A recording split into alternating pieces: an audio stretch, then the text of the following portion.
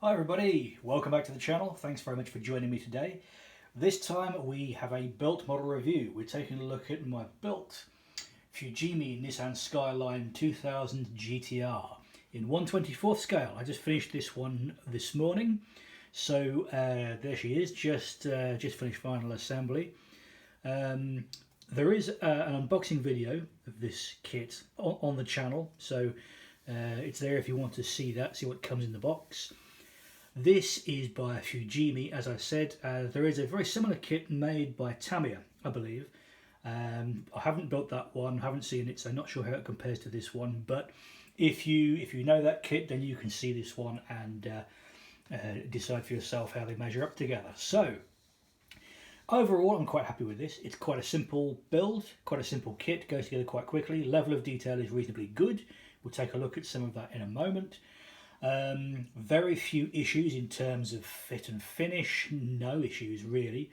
A couple of parts location, not exactly parts location problems, but a couple of imprecise locations of parts, which I'll look at in a moment as well.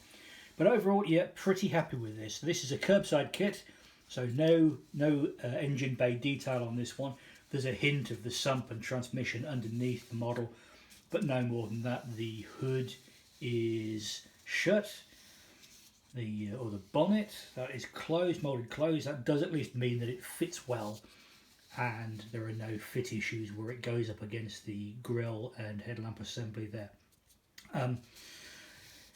So in general terms, yeah, the detail is really good. Quite a lot of separate parts. So running through what the separate parts are on this, and there's a small amount of chrome on the model. I've left it chrome rather than toning it down. I thought it looked fine just with the factory chrome. So we've got the separate chrome bumper. You can barely see them, but we've got separate clear indicator lenses either side, turn signal lenses just above that.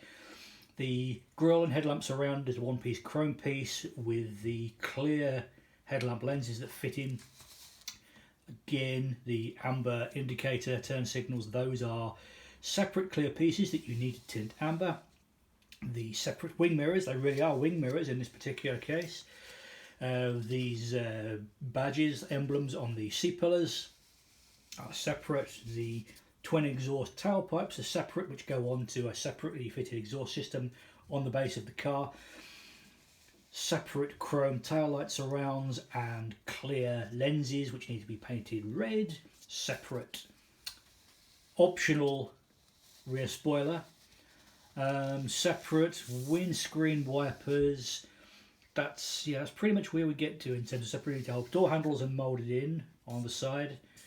These wheel arch extensions are moulded in, so they're not optional. They have to be on there. They probably should be painted black, but I thought my chances of making that look good were relatively slim given the curvature on them. I decided to leave them in white. At least that way they would look smart, even if it's not quite accurate. Okay, so the big change I've made on this model is with the wheels. The box art, the photograph on the box, which you'll see if you look at the unboxing video, shows the model, or shows the real car, I should say, with a set of what appear to be aftermarket multi-spoke light alloy wheels on. But that's not what comes in the box. What comes in the box is a set of what appear to be wide steel wheels on these big, bulbous, squashy looking tyres. Now, they are probably the correct original equipment for the car. However, I looked at examples of the real Skyline 2000 GTR online, and it seems to be a popular choice, a very, very popular choice, to fit those multi-spoke wheels. So what I did, for the first time, I went online and actually bought a set of aftermarket wheels for this model. And the ones I got are the ones that people fit to real 1971 Skylines. There we go. 17-inch Watanabe 8 spokes by Aoshima in 1/24th scale. So this kit includes the rims, very nice Bridgestone directional tyres, and then the poly caps that go inside to fit them onto the model. So that itself is a really nice, although very small, kit. The detail is very, very good. I'm very pleased with how those wheels look. If I could get up close and personal there, you can see I've painted them black, as they often seem to be on these cars, so actually the detail doesn't show up that incredibly well, but they're very nice, very wide. They still, at 17 inches with those low pro tyres on, they still fit snugly under the arches. So yeah, quite a nice upgrade. Again, I'll just put that there so you get an idea of the size comparison of the wheels. It would have looked quite different with the original wheels on.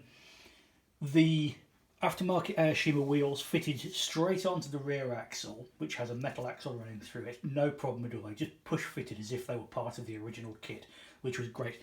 The front end didn't go so easily.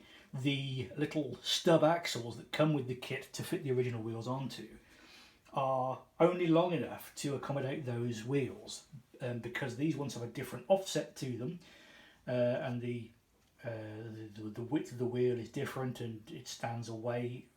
So the centre hub stands away from the kingpin and hub more.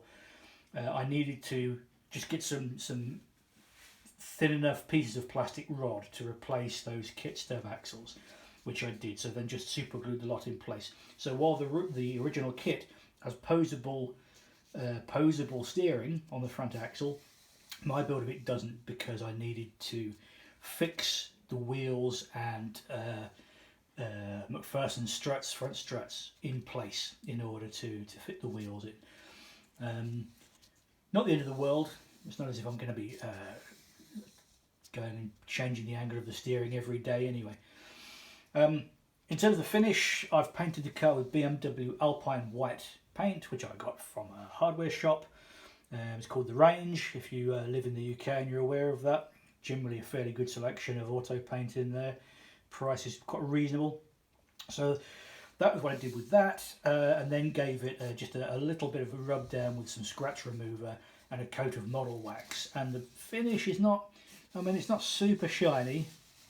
It's okay. I'm pleased enough with it, but it's, you know, there's some reflections in there, but not the glossiest finish in the world, but it's okay. It's all right. I think it looks decent enough to display.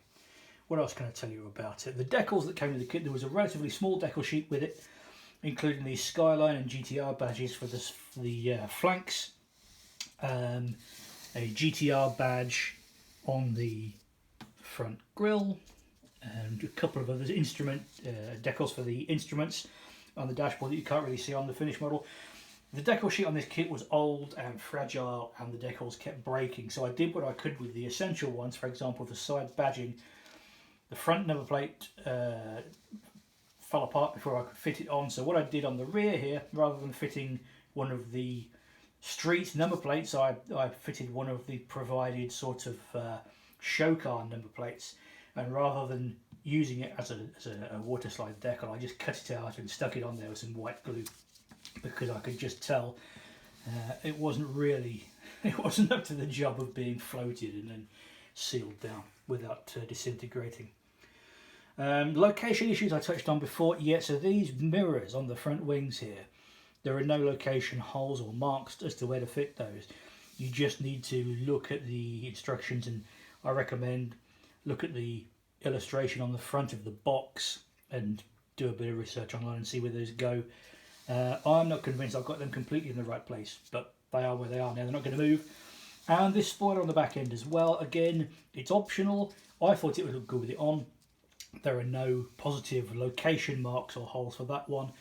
I ended up getting it slightly off centre on my first attempt, and managed to remove it and reposition it fairly centrally without any obvious damage to the paintwork being visible, thanks to the spoiler sitting very close to the sheet metal there.